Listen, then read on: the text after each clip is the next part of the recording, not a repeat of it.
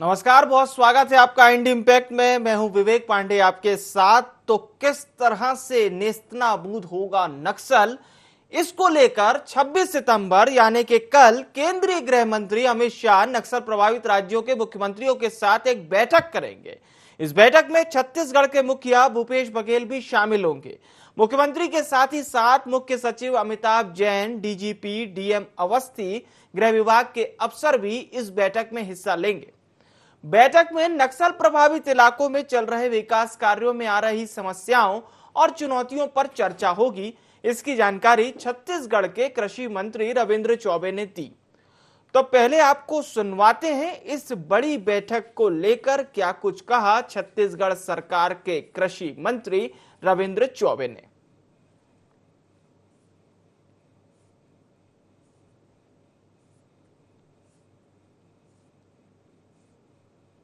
पिछली बार माननीय गृह मंत्री अमित शाह जी का रायपुर प्रवास हुआ था। माननीय उत्तर प्रदेश के मुख्यमंत्री जी थे, हमारे आदरणीय मुख्यमंत्री जी थे, और सबके साथ उनकी जब चर्चा हुई थी तो बस्तर की विभिन्न योजनाओं के बारे में आदरणीय मुख्यमंत्री जी ने उनको अवगत कराया था। अभी भी जब चर्चा होगी तो बस्तर के इंफ्रास्ट्रक्चर के लिए जो आवश्यकताएँ हैं उसके संदर्भ में सरकार की ओर से उनको प्रस्ताव दिया जाएगा। हमारा सौभाग्य है कि इस सरकार बनने के बाद बस्तर में जिस तरीके से पैरेलल समानांतर सरकार नक्सलवादियों की चल रही थी, हम लोग हमेशा कहते थे कि नेशनल हाईवे के 3-4 किलोमीटर राइट और लेफ्ट में नक्सली अपनी सरकार चलाते हैं। अब इन 2.5-3 सालों में केवल कोंटा और बीजापुर के किनारे और नारायणपुर के किनारे में ये नक्सल गतिविधियां सिमट चुकी हैं। तब हमारा जो अधोसंरचना के विकास के सारे कार्यक्रम हैं उसको हम और तेजी से आगे बढ़ाना चाहते हैं। तो केंद्र सरकार हमें क्या सहयोग कर सकती है, इसके बारे में चर्चा हो सकती है। तो चलिए इस बड़ी बैठक को लेकर आपको जानकारी दें, इस पर खास चर्चा करें। उससे पहले रायपुर का रुख करते हैं। हमारे साथ हमारे संवाददाता कुलेश्वर पांडे जुड़ चुके हैं। कुलेश्वर, एक महत्वपूर्ण बैठक खासतौर से नक्सल प्रभावित राज्यों के लिए, और इसमें बड़ी बात यह छत्तीसगढ़ के लिहाज से कि स्वयं छत्तीसगढ़ के मुखिया भूपेश बघेल इस महत्वपूर्ण बैठक का हिस्सा होंगे। क्या कुछ चर्चा होगी बस्तर संभाग के नक्सल प्रभावित क्षेत्रों को लेकर? देखिए, बिल्कुल छत्तीसगढ़ में नक्सल समस्या सिर्फ अभी की नहीं, काफी पहले से चलती आ रही है। अगर हम बस्तर संभाग की बात करें तो आज भी वहां के ग्रामीण जो है काफी दहशत में जीने को मजबूर होते हैं। पिछले 15 साल में भारतीय जनता पार्टी की सरकार रही, हमने देखी कि बीजेपी की सरकार ने भी नक्सल समस्या खत्म करने के लिए काफी काम किए। 3 साल कांग्रेस की सरकार को हो रहा है। कांग्रेस सरकार भी जो है लगातार प्रयास कर रही है कि जल्द से जल्द बस्तर मुक्त नक्सलवाद हो सके। लेकिन हम बात करें अभी वर्तमान की, तो थोड़ी सी नक्सल गतिविधियां जरूर प्रदेश में कम होती हुई नजर दिखाई दे रही है बस्तर संभाग में, लेकिन अभी भी नक्सल पूरी तरीके से खत्म नहीं हो पाया है।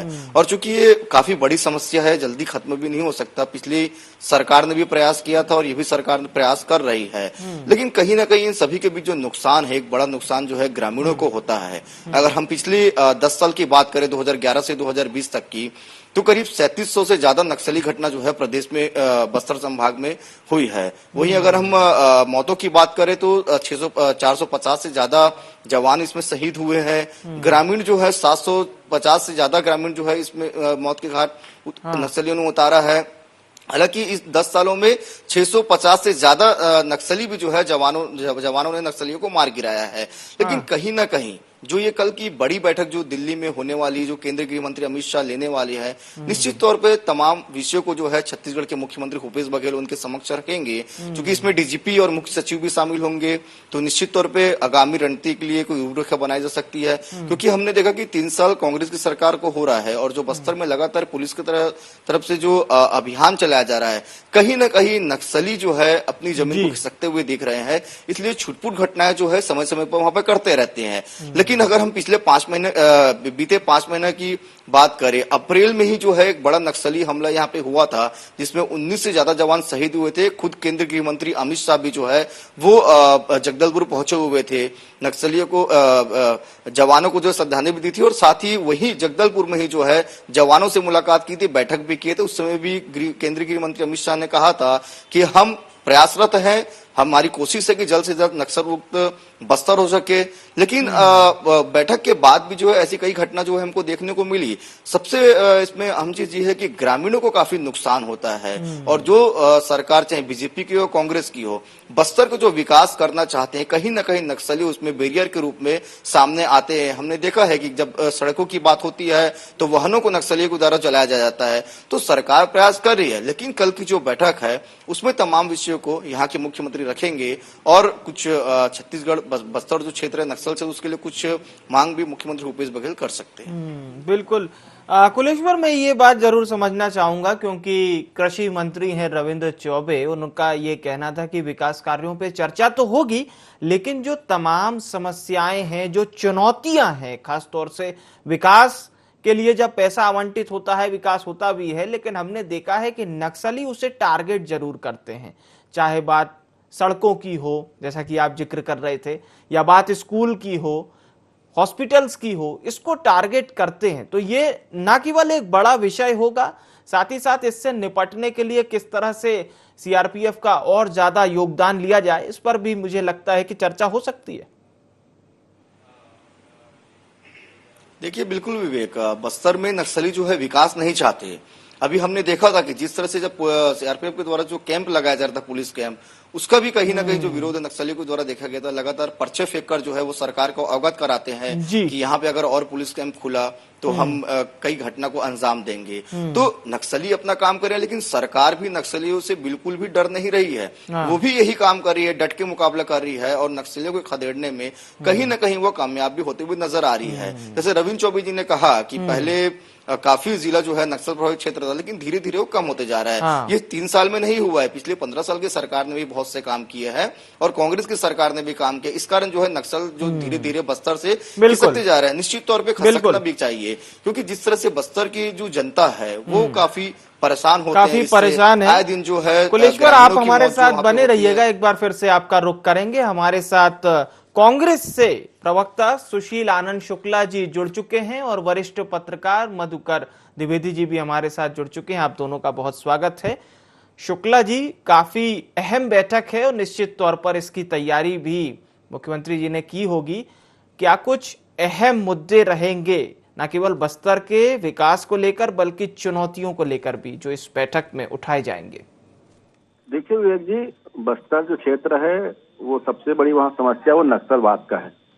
और लगातार छत्तीसगढ़ के पुलिस, छत्तीसगढ़ में जो बटालियंस लगे हुए हैं वो नक्सलियों को हमेशा खदेड़ने का काम किए हैं, नक्सलियों से लोहा लिए हैं। लेकिन होता यूं है कि जब भी नक्सलियों के साथ एक बड़ी कार्रवाई हमारे सुरक्षा बल के जवान करते हैं, नक्सली हमारे पड़ोसी राज्यों में चले जाते हैं। स्वाभाविक सी बात है, पड़ोसी राज्यों के साथ जो है नक्सली जब वहाँ पहुंचते हैं तो वहां से सहयोग नहीं मिल पाता है। तो एक नक्सलवाद को खत्म करने के लिए राष्ट्रीय इसमें कमेटी बननी चाहिए, एक राष्ट्रीय उसमें केंद्र सरकार के शक्तियों का उपयोग होना चाहिए। ये एक बहुत बड़ी बात। दूसरी बात, जो बस्तर क्षेत्र है जहाँ पे लगातार मुख्यमंत्री भूपेश बघेल की सरकार शिक्षा, स्वास्थ्य, रोजगार, सड़क, बिजली, पानी के लिए काम कर रही है, तो वहाँ भी देखेंगे कि हम ये चाहते हैं, हमारी सरकार की सोचना ये है कि प्री फैब्रिकेटेड पुल पुलिया वहाँ लगाने की हमको अनुमति मिले, ताकि जो पुल पुलियों का निर्माण 1.5 साल जो लगते हैं उसकी सीमा अवधि कम हो जाए, जल्दी डेवलपमेंट वहाँ पे हो सके, ताकि बटालियंस को भी जाने के लिए रास्ता मिल सके, वहाँ के लोगों को सुविधाएं मिल सके। तो बहुत सारे ऐसे विषय जो केंद्र के सरकार के अधिकार क्षेत्र में आता है, इन सभी विषयों में चर्चा होगी। दूसरी चीज, बस्तर को लेकर इस प्रकार से केंद्र सरकार जो है कुछ जिलों को आकांक्षी जिलों में रखे हुए हैं, तो उन जिलों के लिए बजट के अलग फंड होने चाहिए और वहाँ डेवलपमेंट के काम होने चाहिए। इन सारे विषयों में चर्चा होनी है। बिल्कुल बिल्कुल बिल्कुल। शुक्ला जी, मैं आपकी तरफ एक बार फिर से रुख करूंगा। मधुकर द्विवेदी जी हमारे साथ जुड़े हुए हैं, वरिष्ठ पत्रकार हैं।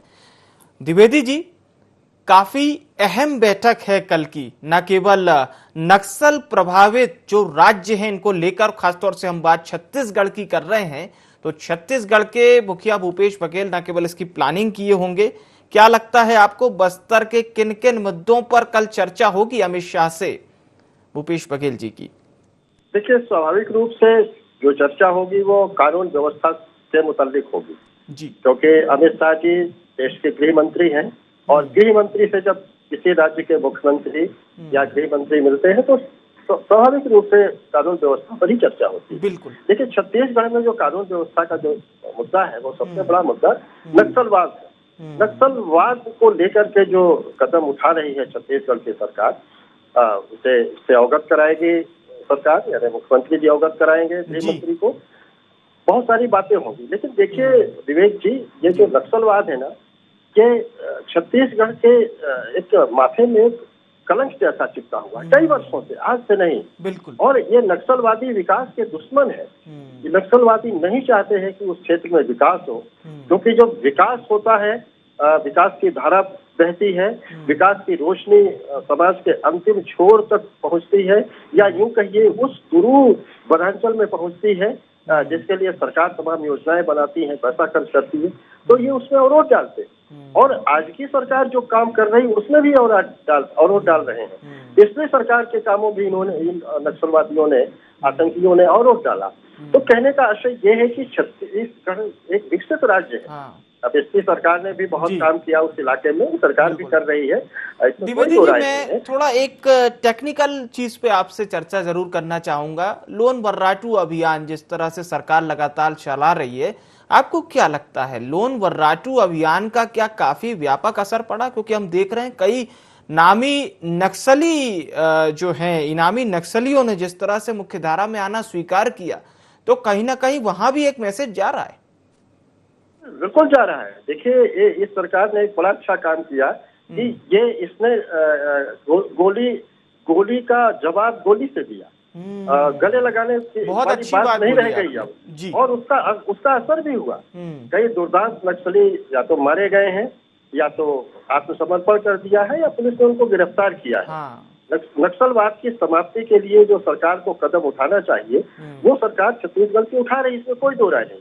लेकिन केंद्र सरकार का भी अपेक्षित सहयोग मिल जाए तो बहुत अच्छा है। और स्वाभाविक तौर से जो मीटिंग हो रही है केंद्र में गृह मंत्री जी की अध्यक्षता में, और निश्चित तौर पे ये मुद्दा मुख्यमंत्री जी उठाएंगे। इस केंद्र के बिना सहयोग के छत्तीसगढ़ में ही नहीं बल्कि देश के उन किसी भी राज्य में जहां नक्सलवाद की समस्या है, सही तरीके से उस पर अंकुश नहीं लगाया जा सकता। इसलिए केंद्र सरकार की, मैं तो कहूँगा केंद्र सरकार सीधा एक अपना सुपरवाइजरी दृष्टिकोण रखे और तालमेल बना के, अगर दोनों सरकारें केंद्र की भी और छत्तीसगढ़ सरकार की अगर समन्वित तरीके से कोई कदम उठाते हैं, योजनाएं बनती हैं, तो निश्चित तौर पे इसका खात्मा होगा। और मुझे लगता है कोई भी सरकार नहीं चाहेगी कि उसके राज्य में नक्सलवाद पनपे, चाहे वो भूपेश बघेल जी हो या पूर्वोत्तर राज्य में या दक्षिण भारत के कहीं भी नक्सलवाद पनप रहा है, कोई भी राज्य सरकार नहीं चाहेगी। और निश्चित तौर पर इस बैठक का नतीजा अच्छा ही निकलेगा, मुझे ऐसा विश्वास है। बिल्कुल, उम्मीद भी यही की जानी चाहिए। सर, पुनः आपके पास लौटूंगा मैं। सुशील आनंद शुक्ला जी, द्विवेदी जी का खैर जो बात उन्होंने कही बिल्कुल सटीक बात है, और ये कहना भी बिल्कुल उचित है कि जब सामंजस्य होगा केंद्र का, राज्य का, वो मिलकर एक अच्छा न केवल प्रभाव छोड़ेगा बल्कि साथ ही साथ एक अच्छे कल की ओर भी ले जाएगा। तो क्या क्या प्रस्ताव आपके रहेंगे आपके मुखिया की तरफ से? सुशील आनंद शुक्ला जी, ये आपसे सवाल है।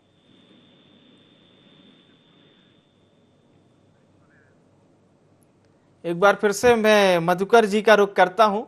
मधुकर जी, इतना तो जरूर है कि चाहे हम जैसे कि लोन वर्राटू अभियान की ही बात कर रहे थे, तो एक नवाचार जरूर है और उस नवाचार का असर भी देखने को मिल रहा है। लेकिन आपको क्या लगता है मधुकर जी, आने वाले समय में इसके और कितने सार्थक परिणाम देखने को मिलेंगे? बिल्कुल गोली का जवाब गोली से ही देती रहेगी, तब तो आप समझिए कि उसका असर पड़ेगा। क्योंकि अब ये नक्सली इतने तरह से कहिए ठीक हो गए हैं जी, अब ये बोली की बात नहीं सुनते हैं। ये पिछली सरकार ने इनको गले लगाने की बात की थी कि अगर वो गोली की बात बोलना बंद कर दे तो हम गले लगाएंगे। ये अब गले लगाने लायक बचे नहीं है। और बिल्कुल आप देखिए उस अंचल में आप जाए देखें, मेरे आदिवासी बच्चियों को बरगला के फुसला के ले जाते हैं नौकरी देने के नाम पे, रोजगार देने के नाम पे, और उनके हाथ में, किशोर बच्चों के हाथ में AK-47 राइफल पकड़ा देते हैं। और वो बच्चे, वो नौजवान बच्चे, वो बच्चियां, वो युवतियां किस किसका संहार करती है? अपने आदिवासी भाई बहनों का। उन इलाकों में जहाँ के विकास के लिए सरकारें काम कर रही है, राज्य सरकार छत्तीसगढ़ की काम कर रही है, उस इलाके के लोगों को वो उनकी जान लेते हैं। तो ये नक्सलवाद अब एक तरह से हत्यारों का गैंग हो गया है, इस गैंग ऑफ मर्डरर्स, अब हत्यारों का गैंग है ये नक्सलवादियों का जो इस तरह का कृत्य है। कोई भी किसी भी सभ्य समाज में हिंसा को और रक्त को कोई स्थान नहीं मिलना चाहिए। और एक चीज हम जरूर समझ सकते हैं द्विवेदी जी, जब हम इतिहास में जाते हैं तो जल जमीन जंगल की एक लड़ाई थी, लेकिन आज वो क्या बहुत ज्यादा उसमें अंतर आ गया है? क्योंकि जिस तरह से हमने बंगाल में देखा था, बंगाल में लाल सलाम कितने वर्षों तक चला, लेकिन हमारे देश के सैनिक जब वहां पहुंचे तो वहां से सफाया किया। छत्तीसगढ़, आंध्रा, उड़ीसा में आज भी सक्रिय हैं ये लाल सलाम के जो नुमाइंदे हैं। विवेक जी बिल्कुल आप सही कह रहे हैं। देखिए, जल जंगल जमीन का जो मुद्दा है वो अधिकार से संबंध रखता है। अगर कोई अधिकार की बात करता है कि हमारा जल अगर हमारे आदिवासी भाई बहन ये कहते हैं कि जल जंगल जमीन हमारा है, सरकार भी तो नहीं कहती कि हाँ आपका है, आपका पुश्तैनी अधिकार है, लेकिन उसके लिए कानून है, संविधान ने कानून किया है। इसका मतलब ये नहीं होता कि किसी भी सरकारी जमीन पे कोई कब्जा कर ले और कहे कि साहब हमारा जल जंगल जमीन तो तुम्हारा अधिकार है, ऐसा नहीं। छत्तीसगढ़ के संदर्भ में हम बात करें तो छत्तीसगढ़ में पिछली सरकार ने भी और इस सरकार ने भी जल जंगल जमीन आदिवासियों की है, जिसको इसकी एक पुख्ता व्यवस्था की है, इसको मान्यता दी है और वैधानिक तरीके से उनको सबको हक हुकूक मिल रहा है।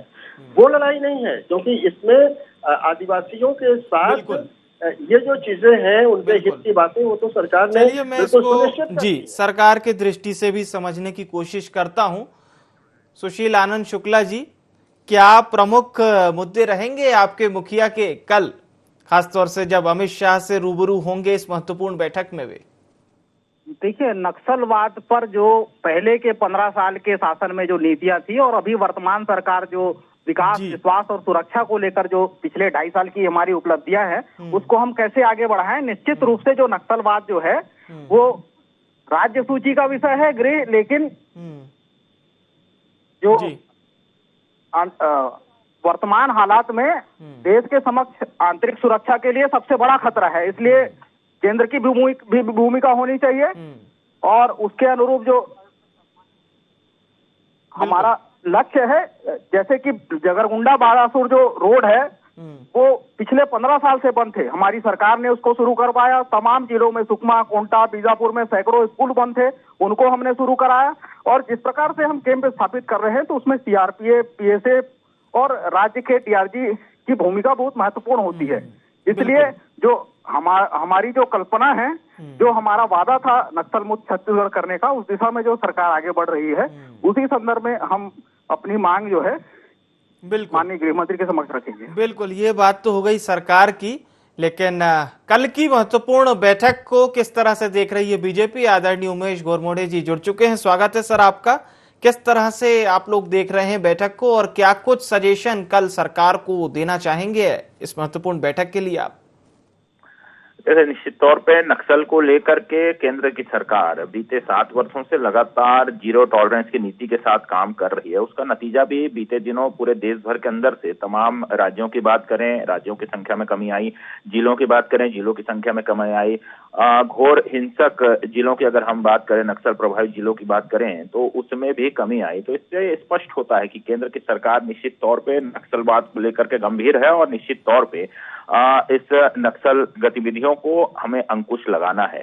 रह गई बात छत्तीसगढ़ राज्य की, तो हमारा स्पष्ट तौर पे मानना है कि केंद्र सरकार और राज्य सरकार, चाहे छत्तीसगढ़ का विषय हो या देश के किसी अन्य राज्य का विषय हो, दोनों को मिलकर के परस्पर सामंजस्य के साथ इस नक्सल के खिलाफ जो मोर्चा लेना है, जो लड़ाई लड़नी है, दोनों को मिलकर के लड़नी है।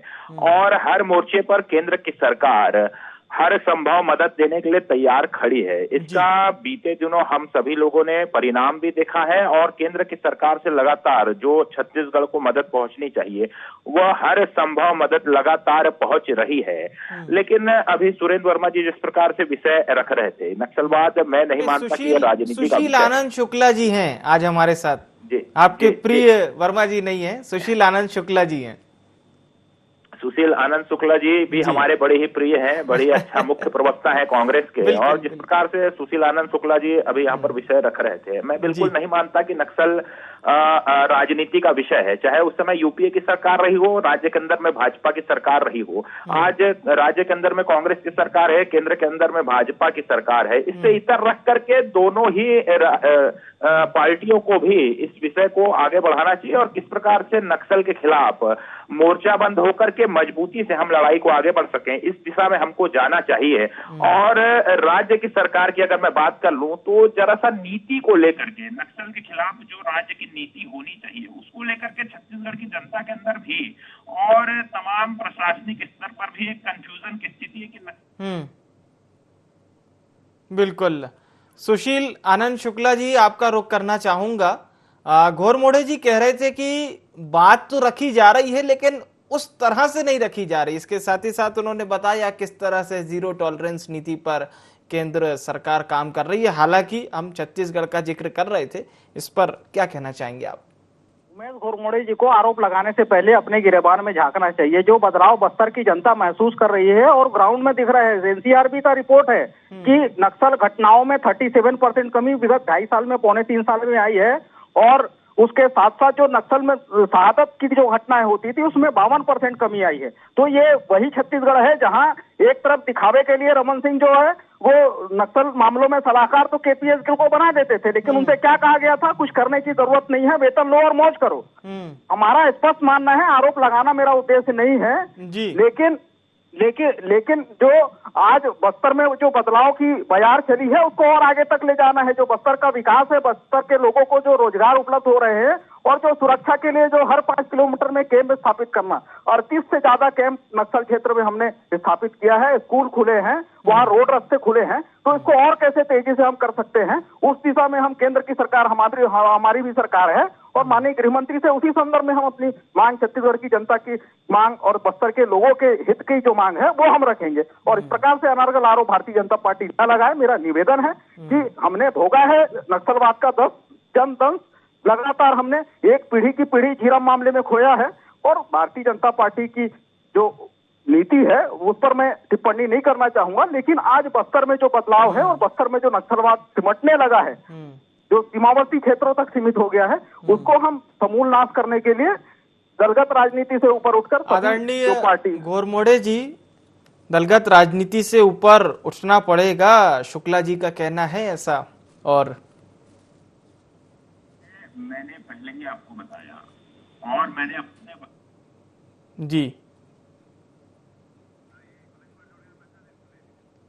चलिए तो बीजेपी और कांग्रेस से और हमारे साथ जुड़े वरिष्ठ पत्रकार, आप तीनों मेहमानों का बहुत बहुत धन्यवाद इस महत्वपूर्ण चर्चा में हमारे साथ जुड़ने के लिए। रायपुर का रुख कर रहे हैं, कुलेश्वर एक बार फिर से हमारे साथ जुड़ चुके हैं। कुलेश्वर, एक अंतिम प्रतिक्रिया आपसे लेना चाहूंगा, फिर इसको क्लोज करेंगे कार्यक्रम को।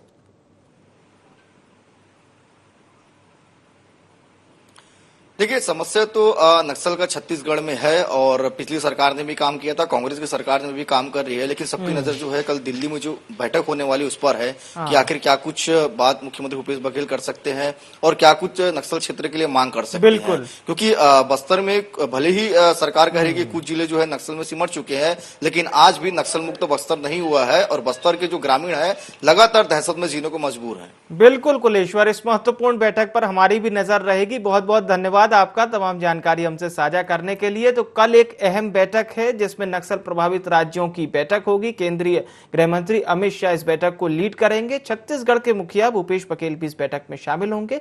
क्या कुछ होगा इसके लिए कल तक का इंतजार करना बहुत जरूरी है। तो फिलहाल के लिए आईएनडी इंपैक्ट में इतना ही। मुझे यानी विवेक को दीजिए इजाजत और लगातार खबरों से जुड़े रहने के लिए देखते रहिए IND 24। नमस्कार।